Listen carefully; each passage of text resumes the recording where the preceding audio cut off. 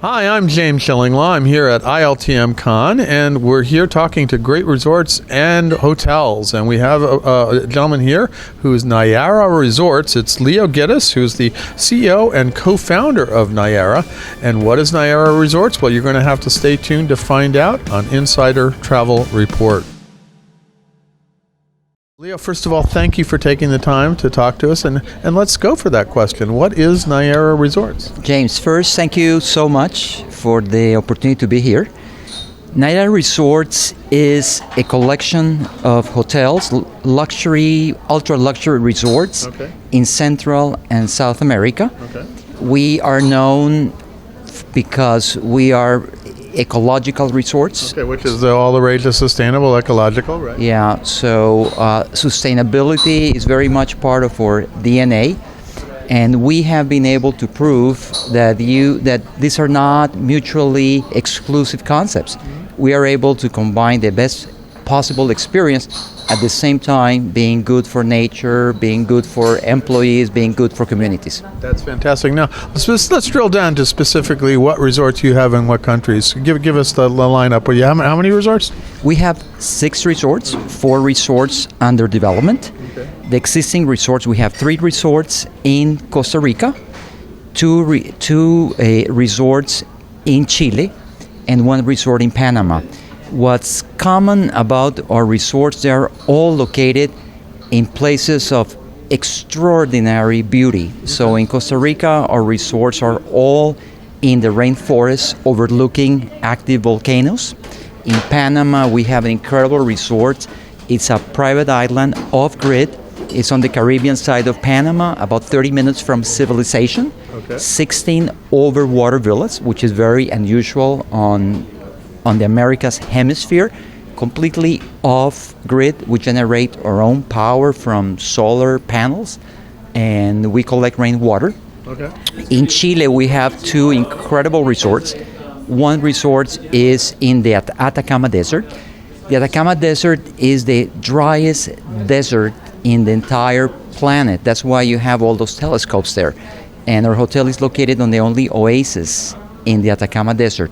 The second resort that we have in Chile is in Easter Island. We were closed. That's exotic. Yeah, we were closed for 2.5 years because of COVID. We opened last month. Fantastic. So if you want to go to Easter Island, this sounds like the place to go, right? Absolutely. Yeah. Now, these are not large resorts. So roughly how many rooms for each? Our resorts are small. Typically, the biggest resort that we have is the one in Easter Island, which is 70 keys. The rest of the resorts typically vary between 35 and 60 rooms. Yeah. And what about dining and culinary? I assume you're so remote, you have to deliver it all, right? Yeah, gastronomy is a very important part of our experience. We have, in Costa Rica, for example, we have 6 restaurants in our resorts. And we have chefs from all over the world that come to spend time in our resorts and train our team. No, that's great. So you have local, and I assume you're very local food and everything else. Costa Rica is wonderful in the sense that it's a small country. We're close to the Pacific and the Atlantic Ocean. So we have the advantage that we can bring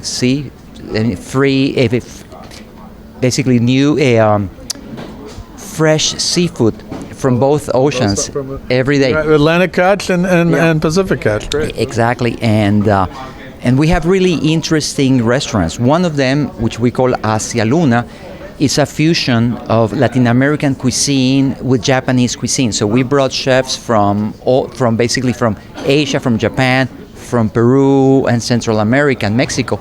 And we have an incredible menu that combines the best of all worlds. Now, roughly, when you have guests, how many days do they spend at your resorts? It depends, but I would say between 5 and 7 days. Okay, 5 and 7 days. And obviously, it may be difficult to get to, right? I mean, how easy to get to some of these places? Because it sounds like they're pretty remote, right? Well, let's start with Costa Rica. In Costa Rica, guests would arrive at either international airport. We have our own plane. And the flight we have an airstrip that is 10 minutes away from the hotels. So the flight from any of the international airports is 20-30 minutes. For those people that do not want to fly on smaller planes, then we have our own fleet of air-conditioned cars. All of our cars are equipped with internet, and all of our drivers are naturalists. They're guides. Okay. So the roads, it's not like the U.S. or Europe. The roads are actually pretty interesting. You see a lot on the way there. So it's part of the experience. Yeah. In Panama, as I said, we're located on an island 30 minutes away from civilization. So when people arrive at Bocas del Toro, we have a boat pick them up. And something that we also do is we combine the experience with Costa Rica. So guests that come to our hotels in Costa Rica can actually fly from our hotels to Bocas del Toro, Okay. and again from there we pick you up and take you to the hotel on this private island. In Chile, you arrive in Santiago, and then you have to either fly to Easter Island or fly to Calama, which is the closest town to the Atacama Desert. And in either place, we arrange for everything. We'll pick you up. Fantastic. Now, once you're at the resort, what are the kinds of things that people do at the resort? Our resorts are all about experiences.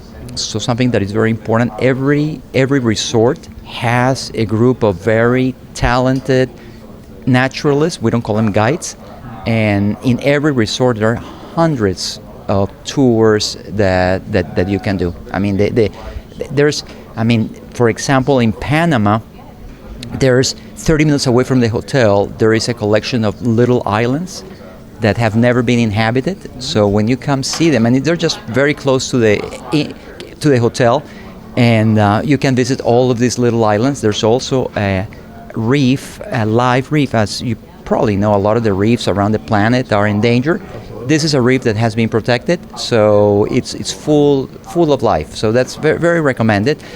In Atacama Desert, the experiences are incredible. I mean, just the Atacama Desert is as close as you get to being on the moon. Sure. And I mean, we have probably 100 experiences. Same in Costa Rica. In Costa Rica, we are located close to active volcanoes, so you can walk up to as close as you can get to the volcano. There are rivers full of crocodiles. Our properties in Costa Rica is very large, so we're full of birds. We have bird watching tours every morning. You can go see. We have sloth sanctuaries. Oh, wow. Oh, that's right. I heard about the sloth. That was it. Yeah, sloth is an interesting story. A few years ago, we were concerned that the sloth population in Costa Rica was endangered. And what happens, for the people that are not as familiar with sloths, the baby sloth, the mother sloth stays up in the branches of the trees, right. And they're very concerned about predators. So when the baby sloth sometimes falls to the ground, right. The mother does not come down to pick it up. Really? Yeah. So what we started doing is rescuing those baby sloths, okay. And we created a sanctuary at Nayara. And what happened is that the sloths grew up and they rebelled against human design, because we built in our hotels biological corridors. Oh, wow. And the sloths decided that they didn't want to be in a sanctuary. So they went through those biological corridors, and they populated all of our hotels. Amazing. Well, it sounds like great experience you can have. Now, where can travel advisors go to get more information about Nayara Resorts? They can go on our website, www.nayararesorts.com, and there's information about all of our hotels on our website. Fantastic. Well, it sounds like incredibly exotic, wonderful times. So if you're looking for luxury, but this kind of exploration, this kind of experiences in Costa Rica, in Chile, in Panama, I believe you said? Correct. This is the place to go. And also Easter Island. Absolutely. Let's not forget about that. Absolutely. I want to thank you for taking the time to talk to us about this, and I want to go already, so it sounds great. You have a deal. Absolutely. James, thank you very much. Thank you. I'm James Schillinglaw, and this is Insider Travel Report.